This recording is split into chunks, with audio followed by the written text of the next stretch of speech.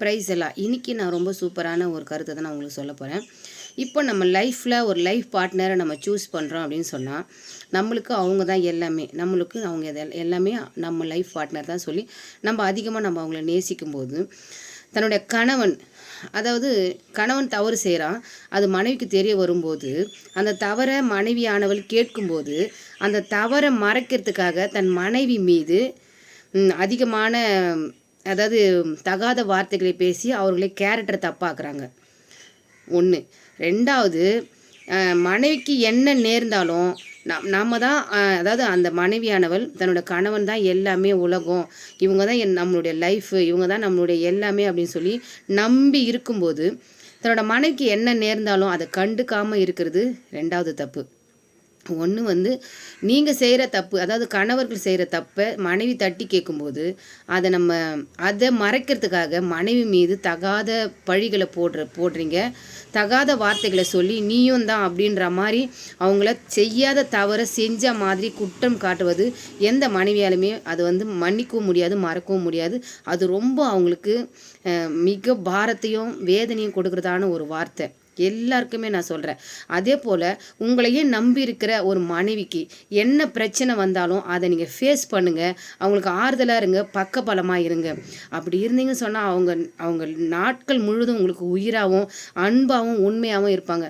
அப்படி இந்த 2 விஷயத்தில் நீங்கள் அவங்கள ரொம்ப அதாவது கடுமையாக நீங்கள் நடத்துனீங்கன்னு சொன்னால் அவங்க வாழ்க்கையில் உங்களை மன்னிக்கவும் மாட்டாங்க, மறக்கவும் மாட்டாங்க. அந்த மறக்க மாட்டாங்கன்னு சொன்னால் நீங்கள் செய்கிற அந்த துரோகத்தை மறக்க மாட்டாங்க, உங்களை மன்னிக்கவும் மாட்டாங்க. அதுக்கப்புறம் அவங்களுடைய வாழ்க்கையில் நீங்கள் எந்த பெஸ்ட்டான விஷயத்தையுமே என்ன செய்ய முடியாது, தர முடியாது. அது தகுதியும் கிடையாது.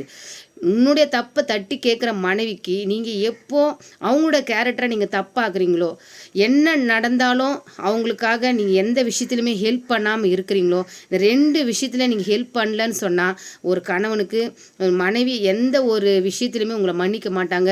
அதுக்கப்புறம் நீங்கள் என்னதான் லைஃப் லாங் வரைக்கும் நீங்கள் அவங்களோடு கூட இருந்தாலும் எந்த ஒர்த்துமே கிடையாது. அதனால தான் வேத வசனம் சொல்லுது, அதாவது 1 கொரிந்தியர் 7வது அதிகாரம் 3வது வசனம் சொல்லுது, புருஷன் தன் மனைவிக்கு செய்ய வேண்டிய கடமையை செய்ய கடவன், அப்படியே மனைவியும் தன் புருஷனுக்கு செய்ய கடவுன்னு சொல்லி வேதவசனம் சொல்லுது. மனைவி தன்னுடைய புருஷனை நம்பி வர ஒரு மனைவிக்கு என்ன கடமையோ அந்த கடமையை நம்ம செய்யணும். நீங்கள் செய்கிற தவறு மறைக்கிறதுக்காக தன்னோட மனைவி மேலே தேவையில்லாத பழியை போடக்கூடாது. வேதத்தில் உள்ள வசனமும் ரொம்ப திட்டவட்டமாக சொல்லுது. எல்லா என்னுடைய அண்ணன்களுக்கும் என்னோட ஃப்ரெண்ட்ஸ்க்கும் உங்களுக்கு நான் சொல்கிறேன், தன்னோட மனைவியை நேசிக்கிறவன் உண்மையாகவே, அதாவது எப்படி சொல்கிறது, தன் மனைவியை நேசிக்கிறவன் ஜீவ விருட்சம் போல ஒரு மகிழ்ச்சியான ஒரு வாழ்க்கையை கண்டடைவான்னு சொல்லி வேதவசனம் சொல்லுது. நீங்கள் எடுத்து வாசிங்க, 1 கொரிந்தியர் 7வது அதிகாரத்தில் 3வது வசனம், புருஷன் தன் மனைவிக்கு செய்ய வேண்டிய கடமையை செய்யணும். அதே போல் மனைவியும் தன்னுடைய புருஷனுக்கு செய்ய வேண்டிய கடமையை நாங்கள் செய்யணும். எப்போதும் கணவன் மனைவியோட அன்பாக இருக்கணும். உங்களை நம்பி வந்த அந்த மனைவிக்கு இந்த மாதிரியான துரோகங்களை செய்யாதீங்க.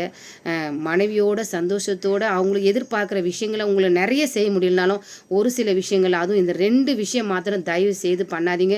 அது அந்த மனைவியால் ஏற்றுக்கொள்ளவும் முடியாது, தாங்கிக் கொள்ளவும் முடியாது. அதனால் எல்லாரும் ஓரளவுக்கு தன்னோட மனைவியை நேசிங்க, அவங்களுக்கு சப்போர்ட்டிவாக இருங்க. உங்களுக்கு பிடிச்சிருந்தா அந்த வீடியோ லைக் பண்ணுங்கள், உங்கள் ஃப்ரெண்ட்ஸுக்கு ஷேர் பண்ணுங்கள். All the best.